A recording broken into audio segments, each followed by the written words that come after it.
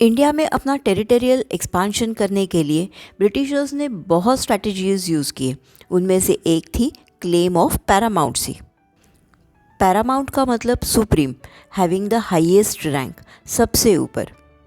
Britishers का ये कहना था कि इंडियन स्टेट्स और इंडियन किंग्स ब्रिटिशर्स के सबॉर्डिनेट है, इसलिए ब्रिटिशर्स को इंडियन स्टेट्स के अंदरूनी मामले में इंटरफियर करने का राइट है और इंडियन टेरिटरी पे राज करने का भी राइट है। इस पॉलिसी के तहत ब्रिटिशर्स ने अपना एक्सपांशन चालू रखा। इसका एक एग्जाम्पल बताती हूँ।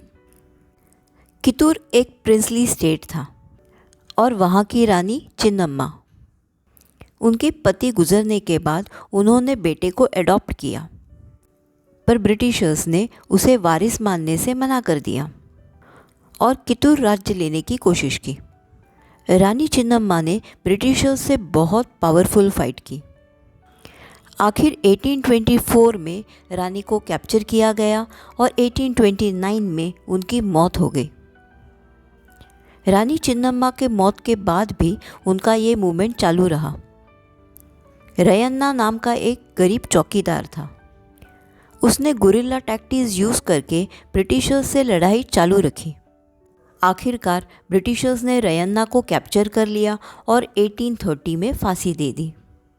इस पॉलिसी के तहत ब्रिटिशर्स ने पंजाब हड़पने की कोशिश की। तब महाराजा रंजीत सिंह पंजाब को रूल करते थे। उन्होंने ब्रिटिशर्स को पंजाब में घुसने तक नहीं दिया। 1839 में महाराजा रंजीत सिंह की मौत हो गई और ब्रिटिशर्स को मौका मिल गया। ब्रिटिशर्स के पंजाब के साथ 2 वॉर हुए। इन्हें एंग्लो सिख वॉर कहते हैं। सेकेंड वॉर में ब्रिटिशर्स ने सिख फोर्सेस को हराया और पंजाब को एनेक्स कर लिया। 1848 और 1856 के बीच लॉर्ड डलहौसी इंडिया के गवर्नर जनरल बने। उन्होंने इंडिया में नई पॉलिसी को इंट्रोड्यूस किया जिसका नाम था डॉक्ट्रिन ऑफ लैप्स। इस पॉलिसी के मुताबिक अगर किसी राजा की मौत हो जाती है और उनके बाद उनके किंगडम को संभालने वाला कोई बेटा नहीं है तो उस किंगडम पर कंपनी का हक होता था।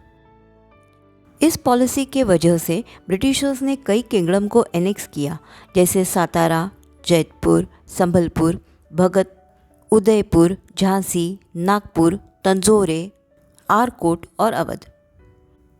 इस डॉक्ट्रिन से पहले पॉलिसी ऑफ पैरामाउंट के तहत कित्तौर को एनेक्स किया गया था। झांसी के रानी की स्टोरी तो हम सबको पता है। रानी लक्ष्मीबाई एक फियरलेस वॉरियर थी। उनके पति महाराजा गंगाधर राव के मृत्यु के बाद उन्होंने बेटे को एडॉप्ट किया, पर ईस्ट इंडिया कंपनी ने उसे लीगल हायर मानने से रिफ्यूज़ कर दिया। फिर रानी लक्ष्मीबाई और ब्रिटिशर्स के बीच युद्ध हुआ और ब्रिटिशर्स ने रानी लक्ष्मीबाई को बहुत बेरहमी से मार डाला। अवध के एनेक्स्चर की स्टोरी सुन के तो आपको बहुत ज़्यादा आश्चर्य हो जाएगा। अवध के राजा तो जिंदा थे। ब्रिटिशर्स ने अवध के राजा नवाब वजीद अली शाह पे मिसगवर्नेंस और पुअर एडमिनिस्ट्रेशन के चार्जेस लगाए। अवध के राजा को पेंशन दिया और हटा दिया। अभी तक हमने देखा कि कैसे ब्रिटिशर्स ने धीरे धीरे पर होशियारी से अपने पूरे देश पर कब्जा कर लिया। एक्चुअली सोचने वाली बात तो ये है, ब्रिटिशर्स जिन्हें हमारी लैंग्वेज तक ठीक से नहीं आती थी, तो उन्होंने अपने इतने वास्ट कंट्री पे कैसे कंट्रोल किया, अपना रूल कैसे किया। तो जानते हैं इसके बारे में अपने अगले टॉपिक में, setting of new administrative setup. जब ब्रिटिश की टेरिटरी बढ़ने लगी तो ब्रिटिशर्स ने अपने कंट्रोल के टेरिटरीज़ को 3 प्रेसिडेंसी में डिवाइड किया: बंगाल प्रेसिडेंसी, मद्रास प्रेसिडेंसी और बॉम्बे प्रेसिडेंसी। ईच प्रेसिडेंसी को रूल करते थे गवर्नर, जैसे governor of Bengal, governor of Madras, governor of Bombay. और इन प्रेसिडेंसी के सुप्रीम हेड थे गवर्नर जनरल, जैसे वैरन हेस्टिंग बंगाल के पहले गवर्नर जनरल थे। ब्रिटिशर्स के नए एडमिनिस्ट्रेटिव सिस्टम ने जुडिशरी में भी बहुत से चेंजेस लाए। 1772 में नया administrative system of justice establish किया गया। हर डिस्ट्रिक्ट में 2 टाइप के कोर्ट्स थे, सिविल कोर्ट और क्रिमिनल कोर्ट। क्रिमिनल कोर्ट का मतलब फौजदारी अदालत। इस कोर्ट में क्राइम रिलेटेड प्रॉब्लम्स पर फैसला दिया जाता था। सिविल कोर्ट मतलब दीवानी कोर्ट। यहाँ पे क्रिमिनल लॉज को छोड़ के दूसरे लॉ के तहत सुनवाई होती थी और फैसला दिया जाता था, जैसे कॉन्ट्रैक्ट या रेंट के बारे में केसेस हो। सिविल लॉज को इंटरप्रेट करने के लिए मौलवीज और हिंदू पंडित्स थे। क्रिमिनल कोर्ट को असिस्ट करने के लिए काजी और मुफ्ती थे। ये दोनों कोर्ट्स डिस्ट्रिक्ट कलेक्टर के सुपरविजन में काम करते थे। पर बड़ा प्रॉब्लम तो ये था कि डिस्ट्रिक्ट कलेक्टर हमेशा ब्रिटिश ऑफिसर ही था। उन्हें इंडियन कल्चर की कोई खास इन्फॉर्मेशन नहीं थी, इसलिए जो पंडित और मौलवी कहते वो डिस्ट्रिक्ट कलेक्टर फैसला सुनाते। एक्चुअली हमारे धर्मशास्त्र बहुत कॉम्प्लेक्स है, इन्हें समझना आसान नहीं है।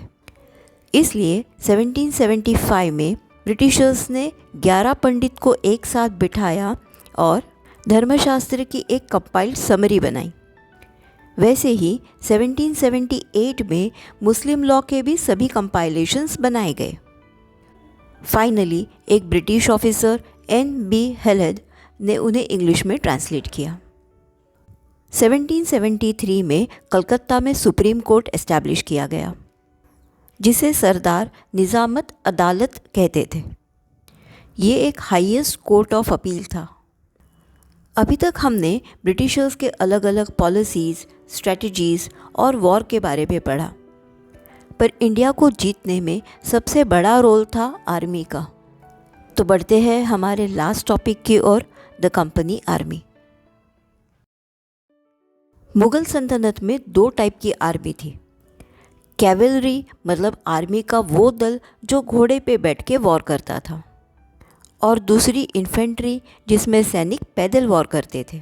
उस समय कैवलरी मतलब घुड़सवार वाली आर्मी ज़्यादा इम्पॉर्टेंट थी, क्योंकि हाई स्पीड में घोड़े पे सवार होके ही आया जा सकता था।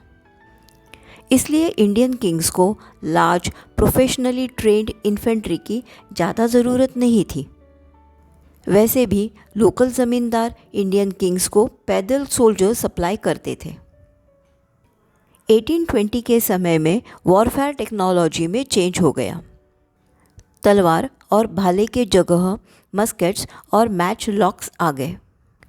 मस्केट्स मतलब हेवी गन, मैच लॉक मतलब ऐसे गन्स जिसके अंदर बारूद था पर उन्हें मैच बॉक्स से इग्नाइट किया जाता था।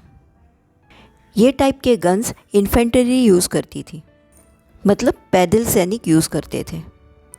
इसलिए ब्रिटिश आर्मी अब इन्फेंट्री रेजिमेंट को ज़्यादा भर्ती करती थी। इसके साथ साथ ब्रिटिश आर्मी में अब यूनिफॉर्म मिलिट्री कल्चर आ गया।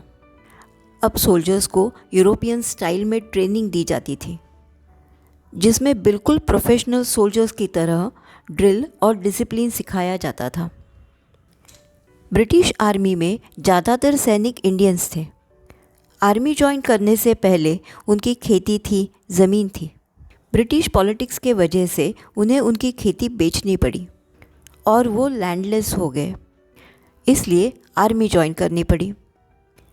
इंडियन सोल्जर्स को लो वेजेस देते थे, उन्हें सूबेदार के ऊपर का रैंक नहीं दिया जाता था। ये और बहुत सारी वजह से ब्रिटिश आर्मी में अनरेस्ट हो गया। इसलिए ब्रिटिश आर्मी के इंडियन सोल्जर्स ने प्रोटेस्ट किया। वो कैसे, जानेंगे अपने अगले चैप्टर में।